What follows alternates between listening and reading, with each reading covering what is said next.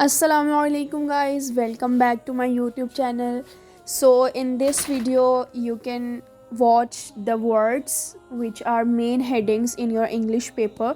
यानी कि आपने जब इंग्लिश का एग्ज़ाम अटैम्प्ट करना है तो उसमें जितने भी मेन हेडिंग्स हैं वो आप किस तरह से अच्छी वे में बेटर वे में प्रेजेंट करके लिख सकते हैं।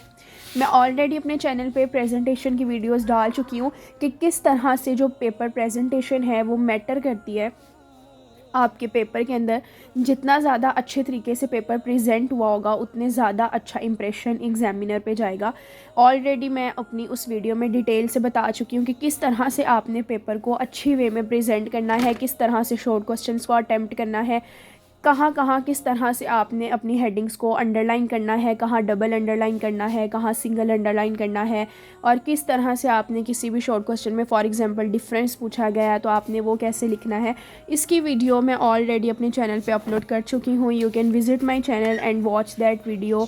इंशाल्लाह आई विल ट्राई कि मैं इसको बेल आइकन में भी उस वीडियो को लगा दूँ तो आप इजीली ताकि देख सकें वीडियो। उसके बाद इस वीडियो में सिंपली मैं जस्ट राइट करके आपको दिखा रही हूँ कि किस तरह से आप जो है वो एक स्टाइलिश वे में अपने हेडिंग्स को प्रेजेंट कर सकते हैं अपने पेपर के अंदर। तो यहाँ से आपको आइडिया मिल सकता है कि आप किस तरह से अपनी हेडिंग को जो है वो किस स्टाइल से लिख सकते हैं या किस तरीके से आप लोग जो है वो अपनी हेडिंग को खूबसूरत बना सकते हैं। ठीक है, तो फर्स्ट ऑफ ऑल तो आपने क्वेश्चन पेपर पे जब आपने पेपर स्टार्ट करना होता है तो स्टार्टिंग में आपने लिखना होता है सेक्शन 1 या सेक्शन 2। ऑब्वियसली आपके सेक्शन 1 में जो है वो शॉर्ट क्वेश्चन होते हैं, सेक्शन 2 में लॉन्ग क्वेश्चन होते हैं। तो अगर आप लोग सेक्शन 1 जो है वो पहले कर रहे हैं तो आपने सेक्शन 1 की हेडिंग देनी है। उसके बाद फिर आपने हेडिंग देनी होती है सब्जेक्टिव टाइप की। ठीक है, वो भी आप देख सकते हैं कि मैंने किस तरह से लिखा है। अच्छा, यहाँ पे जो मेन चीज़ है वो है कि इस तरह की राइटिंग जो है वो मतलब आनी चाहिए। मतलब अगर इस तरह की राइटिंग अगर आपको नहीं भी आती तो आप एटलीस्ट यहाँ से इस वीडियो से इस चीज़ का आइडिया ले सकते हैं कि किस तरह से किस जगह से आप किस तरह से वर्ड को लिख सकते हैं।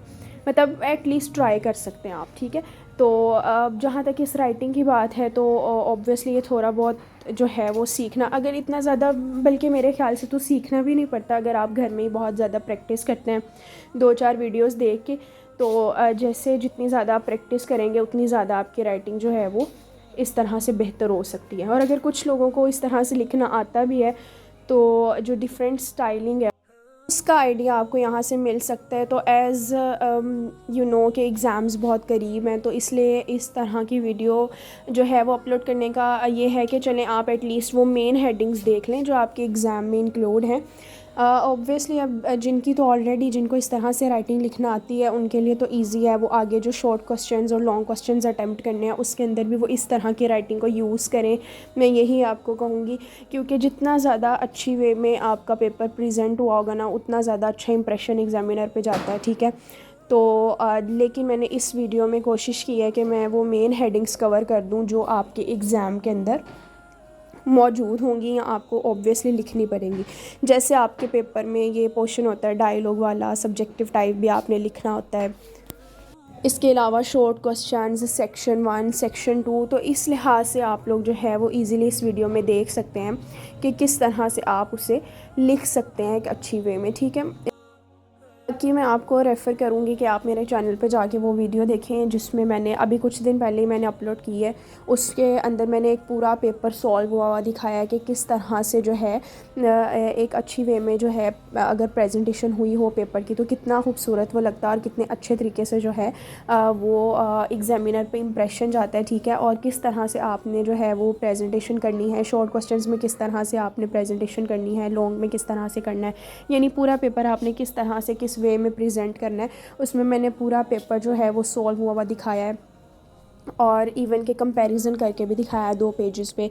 अगर हम विदाउट प्रेजेंटेशन सॉल्व कर रहे हैं पेपर तो वो किस तरह का लग रहा है, और कुछ पेजेस मैंने दिखाए हैं जिसमें प्रेजेंटेशन हुई है तो वो पेपर किस तरह से लग रहा है। तो वहाँ से आपको अंदाज़ा होगा कि कितना डिफरेंस हो जाता है एक बहुत ज़्यादा अच्छी वे में प्रेजेंट हुआ पेपर। एक मतलब आपने बस ऐसे ही उठा के सारी चीज़ें लिख दी, और एक आप बाकायदा हेडिंग्स बना रहे हैं और उनको भी अच्छे वे में प्रेजेंट करें तो इट लुक्स गुड। उसके बाद अच्छा, ये सब्जेक्टिव टाइप आई थिंक पहले भी लिखा है, अब ये दोबारा है, आप देख सकते हैं, ठीक है। जिस तरीके से भी आप लिखना चाहेंगे, जो सा भी तरीका या जिस भी वे में आपको अच्छा लग रहा हो, आप वो वाला जो है वो तरीका यहाँ से देख सकते हैं और वैसे लिख सकते हैं, ठीक है।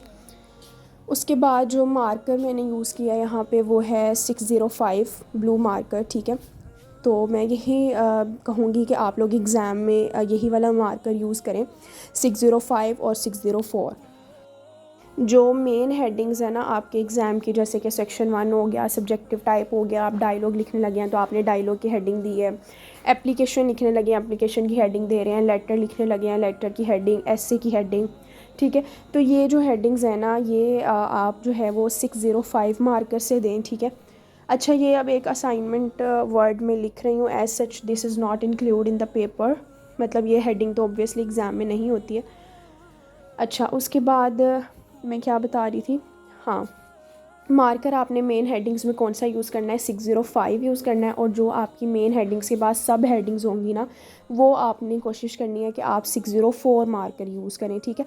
और अगर आप लोग अपने क्वेश्चन का आंसर लिखने में भी लाइक कहीं कहीं मार्कर यूज़ कर रहे हैं, तो वो भी आप, यानी अक्सर ऐसा होता है ना कि फॉर एग्जांपल आप शॉर्ट क्वेश्चन लिख रहे हैं, जैसे अगर आपको कोई क्वेश्चन पूछा गया कि व्हाट इज़ म्यूचुअल इंडक्शन, ठीक है, फ़िज़िक्स का क्वेश्चन है ये, तो अगर आप को ये क्वेश्चन आया, तो जब आप वो आंसर लिखेंगे तो आंसर में भी अगर कहीं म्यूचुअल इंडक्शन का या कोई मेन वर्ड यूज़ हो रहा है, तो उसको आप हाईलाइट करना चाह रहे हैं मार्कर से, तो वहाँ पे भी आप 605 नहीं बल्कि 604 मार्कर यूज़ करें।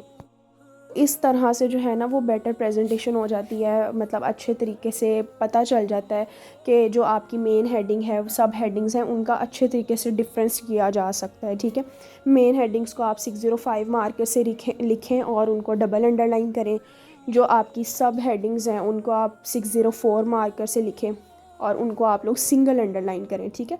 यानी मेन डिफरेंस पता चलना चाहिए। अगर फॉर एग्जांपल आप कोई लॉन्ग क्वेश्चन भी लिख रहे हैं, तो उसमें भी एक मेन हेडिंग और सब हेडिंग्स का डिफरेंस पता चलना चाहिए, यानी पता चल रहा हो कि भाई ये मेन हेडिंग है और इसके नीचे ये 2-3 सब हेडिंग्स है और फिर उसके आगे से ये अगली मेन हेडिंग स्टार्ट हो गई है, अगला, इस तरह से।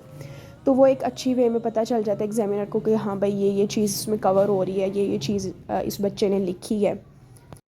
उसके बाद ये हेडिंग आप देख लें, यानी अगर आपने शॉर्ट क्वेश्चंस करने हैं तो शॉर्ट क्वेश्चंस आप किस तरह से लिख सकते हैं, किस स्टाइल में या किस वे में अगर आप लिखना चाहें।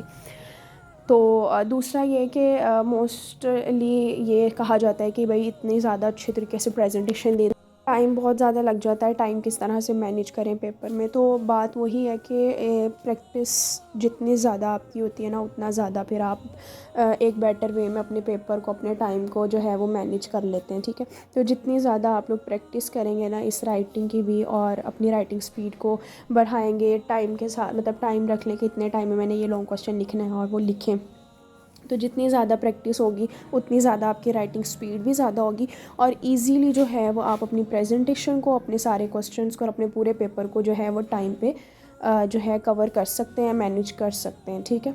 तो जितनी ज़्यादा प्रैक्टिस हो सके घर में आप लोग करें, ठीक है। उसके बाद that's all about this video. Hope so you like the video. If you like the video and wanna watch more videos like this, then subscribe my channel. Allah Hafiz.